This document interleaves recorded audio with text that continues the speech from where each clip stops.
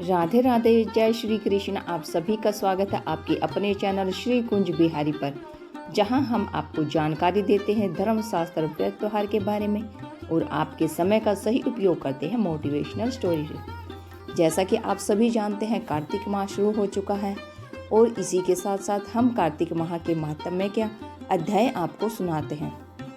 पिछली वीडियो में आपने जाना कार्तिक माह इतना श्रेष्ठ क्यों है और विष्णु भगवान को ये इतना प्रिय क्यों है। आज की वीडियो में हम जानेंगे कार्तिक मास का चौथा अध्याय। आज के अध्याय में विष्णु भगवान के मत्स्य रूप का पूर्ण वर्णन किया गया है। इससे पहले हम आपको सुनाएंगे कार्तिक माह में सुनी जाने वाली तुलसी माता की कहानी। तो आइए सुनते हैं तुलसी माता की कहानी। हिंदू महीनों में कार्तिक माह का अत्यधिक महत्व माना गया है। इस पूरे माह में स्नान, दान और अन्य धार्मिक कार्यों को करना शुभ माना गया है। कार्तिक स्नान के साथ तुलसी जी की पूजा का भी अत्यधिक महत्व है। इसी माह में तुलसी जी का विवाह भी कराया जाता है। जिन्हें कन्या संतान नहीं होती, वह तुलसी जी का विवाह शालिग्राम जी से कराकर कन्यादान का सुख पाते हैं। इसी कार्तिक माह से जुड़ी एक कहानी पाठकों तक पहुंचाने का प्रयास किया जा रहा है। कार्तिक माह में सभी औरतें तुलसी जी का जल से सींचती थी। एक बुढ़िया भी थी जो कार्तिक माह में तुलसी को सींचने जाती थी और जब वह जाती तो तुलसी माता से कहती कि हे तुलसी माता, सत की दाता, मैं तेरा बिरसवा सींचती हूँ। मुझे बहू दे, पीले रंग की धोती दे, मीठा ग्रास दे, बैंगुट का वास दे, अच्छी मोद दे, चंदन का काट दे, चटक की चाल दे, अच्छा राज दे, खाने को धाल बात दे और 11 की मौत दे और साथ ही कृष्ण जी का कंधा दे। बुढ़िया माँ की यह बातें सुनते तुलसी माता सूखने लगी। तुलसी माता को यूं सूखते देख भगवान कृष्ण ने पूछा कि हे तुलसी, तू दिन प्रतिदिन क्यों सूखती जा रही हो। तुलसी माता ने कहा कि बस मेरे मन की मत पूछो। भगवान जी ने कहा कि मैं नहीं पूछूंगा तो कौन पूछेगा। इस पर तुलसी माता कहती है कि एक बुढ़िया आती है और अपनी बात कहकर चली जाती है। मैं उसकी सभी बातें पूरी कर दूंगी, लेकिन कृष्ण जी का कंधा कहाँ से लाऊंगी। भगवान कृष्ण बोले कि वह मरेगी तो अपने आप ही कंधा देने आ जाऊंगा। तू चिंता मत कर, तू बुढ़िया माई से यह बात कह दे। इसके बाद बुढ़िया माई मर गई। बुढ़िया के मरने पर सारा गांव इकट्ठा हो गया और उसका अंतिम संस्कार आने पर उसे उठाने लगे, लेकिन वह बहुत भारी हो गई, जिससे उसकी अर्थी टस से मस नहीं हुई। सभी बोले कि यह तो बहुत संस्कारी थी, बहुत पूजा पाठ करती थी, इसने तो कोई पाप भी नहीं किया, फिर यह इतनी भारी कैसे हो गई। बूढ़े ब्राह्मण के वेश में भगवान कृष्ण आए और कहने लगे कि यह भीड़ कैसी है। तब गांव वाले बोले कि एक बुढ़िया मर गई है और वह इतनी पापिन थी कि उसकी अर्थी नहीं उठ रही, बहुत भारी हो गई है। भगवान बोले कि मुझे उसके कान में कुछ कहने दो, फिर देखना। भगवान बुढ़िया के पास गए और उसके कान में कहने लगे, माई तू अपने मन की कर ले, पीताम्बर की धोती ले, मीठा घरास ले, बैंकुट का वास ले, चटक की चाल ले, चंदन का काठ ले, झालर की झनकार ले, दाल भात का भोजन ले और कृष्ण का कंधा ले। भगवान की सभी बातें सुनकर बुढ़िया हल्की हो गई। भगवान अपने कंधे पर उसे उठा कर ले गए। बुढ़िया की मुक्ति मिल गई और वह बैंकुट धाम को चली गई। हे तुलसी माता, जैसे आपने उस बुढ़िया माई की मुक्ति की, वैसी सबकी करना। जैसे भगवान ने उसे कंधा दिया, हम सबको भी भगवान कंधा दे। ओम नमो भगवते वासुदेवाय। ओम नमो भगवते वासुदेवाय। अब सुनते हैं चौथा अध्याय। कार्तिक मास व्रत कथा के चौथे अध्याय में भगवान ऋषि सूर्य जी नारद जी को आगे बताते हैं कि भगवान मछली के समान रूप धारण कर विंध्यवासिनी कश्यप ऋषि की अंजलि में आ पहुँचे। मछली न तो कमंडल और न ही तालाब में समा रही थी। यह विस्तार से आगे हम सुनते हैं। नारद जी बोले, ऐसा कहकर विष्णु भगवान मछली के समान रूप धारण कर विंध्यवासिनी कश्यप ऋषि की अंजलि में आ पहुँचे। कश्यप ऋषि ने दया करके उन्हें अपने कमंडल में रख लिया। जब वह अपने कमंडलों में न समा सके तब उन्हें कुएं में डाल दिया। जब उसमें भी वह मछली न समा सकी, उसको कुआं छोटा पड़ने लगा तो उसे तालाब में फेंक दिया गया। जब तालाब भी मछली के लिए छोटा पड़ रहा था, वह उसमें नहीं समा सकी तो उसे समुद्र में डाल दिया गया। वहाँ भी वह बढ़ने लगी। इसके उपरांत उस नारायण रूपी मत्स्य ने शंखासुर को मारा। तत्पश्चात उस शंखासुर को हाथ में लेकर बद्री कारण्य में आ पहुँचे। बद्रीनारायण में सब मुनियों को बुलाकर आज्ञा दी। विष्णु ने कहा, पानी के इधर उधर फैले हुए वेदों को ढूंढो। शीघ्र ही आप लोग रहस्य युक्त वेदों को जल से निकालकर शीघ्र मेरे पास ले आवें। इतने काल तक मैं देवताओं के साथ प्रयाग में ठहरूंगा।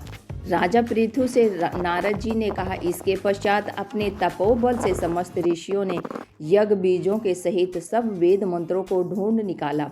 उन वेदों में से जो भाग जिस जिस मुनि को मिला वह भाग उस मुनि का हो गया। तत्पश्चात हे राजन, उसी दिन से उस भाग के वे ऋषि कहलाए। सब वेदों को लेकर मुनिगण प्रयाग में आए और ब्रह्मा को उस लोगों ने सब वेद समर्पित कर दिए। सब वेदों को पाकर ब्रह्मा बड़े प्रसन्न हुए और तुरंत ही उन्होंने देवता और ऋषियों के साथ अश्वमेघ यज्ञ किया। यज्ञ के अंत में देवता, गंधर्व, यक्ष, नाग और गुह्यक गण विष्णु की भूमि में दंडवत करके प्रार्थना करने लगे। देवतागणों ने कहा, हे देव, हे जगन्नाथ, हे प्रभु, हम लोगों की प्रार्थना सुनिए। हम लोगों के हर्ष का समय है, इससे आप हमें वरदान दीजिए। इस स्थान में नष्ट हुए वेद पुनः ब्रह्मा को मिले हैं। हे लक्ष्मीपते, आपकी अनुकंपा से हम लोगों का यज्ञ का भाग भी यहाँ मिला है, इसलिए यह स्थान आपके पश्चात से आज से पृथ्वी भर में सर्व प्रधान, पुण्य को बढ़ाने वाला, मुक्ति और मुक्ति को देने वाला होवे। ब्रह्मा इत्यादि महान पापों का नाश करने वाला आज का यह समय भी परम पवित्र और अक्षय फलदाता हो, ऐसा वरदान हम लोगों को दीजिए। श्री विष्णु भगवान ने कहा कि आप लोगों ने जो कुछ कहा वही हमारा भी ध्येय है। जैसा आप लोगों ने मुझसे कहा है वैसा ही यह ब्रह्म क्षेत्र जगत प्रसिद्ध होगा। सूर्य वंश में उत्पन्न राजा भगीरथ गंगा जी को यहाँ पर लावेंगे और गंगा जी का सूर्य पुत्री यमुना जी के साथ यहाँ पर संगम होगा। आप लोगों तथा समस्त वेद, ब्रह्मा आदि देवताओं के साथ मैं भी यहाँ रहूँगा और यह स्थल तीर्थराज के नाम से प्रसिद्ध होगा। यज्ञ, दान, व्रत, हवन, जप और पूजा आदि कृत्य यहाँ पर सदा अनंत फल देने वाले और मोक्षदायी होंगे। 7 जन्मों के लिए वे ब्रह्म हत्या आदि पापों का भी इस तीर्थराज के दर्शन मात्र से उसी समय नष्ट हो जाएंगे। हे बुद्धिमान मूर्ख, मेरे सन्निकट तीर्थराज में शरीर त्याग करेंगे वे मेरे ही शरीर में मिल जाएंगे, फिर उनका पुनर्जन्म नहीं होगा। जो प्राणी यहाँ अपने पितरों के उद्देश्य से श्राद्ध करेंगे उनके पितर साक्षात मेरे समान रूप वाले हो जाएंगे। यह समय भी समस्त प्राणियों को महापुण्य फल देने वाला होगा। जो लोग इस तीर्थराज में मकर राशि में सूर्य माघ में स्नान करेंगे उनके समस्त पाप विनष्ट हो जाएंगे। मकर की संक्रांति होने पर माघ मास में प्रातःकाल स्नान करने वाले के केवल दर्शन मात्र से सब पाप विनष्ट हो जाएंगे। जैसे सूर्य के तेज से अंधकार का नाश हो जाता है, माह के महीने में मकर की संक्रांति के होने पर स्नान करने वाले प्राणी को मैं शौल्यक्य अपना लोक, समीप्य अपने समक्ष, सारूप्य अपना स्वरूप, इन तीनों मुक्तियों को प्रदान करता हूँ। हे मुनिवर, आप लोग मेरे शब्दों को सुनिए। मैं सर्वत्र व्याप्त रहता हुआ सर्वदा बद्री कारण्य में निवास करता हूँ। अन्यत्र सैकड़ों वर्ष तप करने पर जो फल प्राप्त होता है वही फल यहाँ एक दिन में मिल जाएगा। जो महानुभाव मेरे इस स्थान बद्री का आश्रम का दर्शन करेंगे वे जीवन मुक्त हो जाएंगे और उनके समस्त पाप नष्ट हो जाएंगे।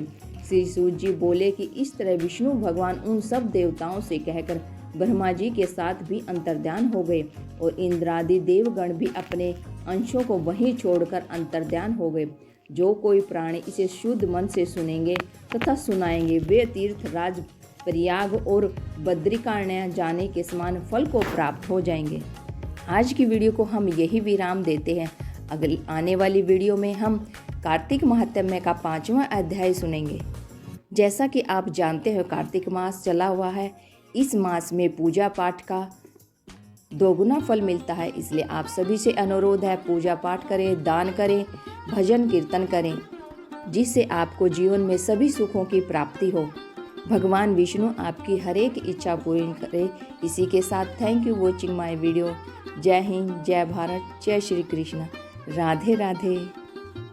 आप सभी मेरे साथ एक बार जरूर बोलें, ओम नमो भगवते वासुदेवाय, ओम नमो भगवते वासुदेवाय।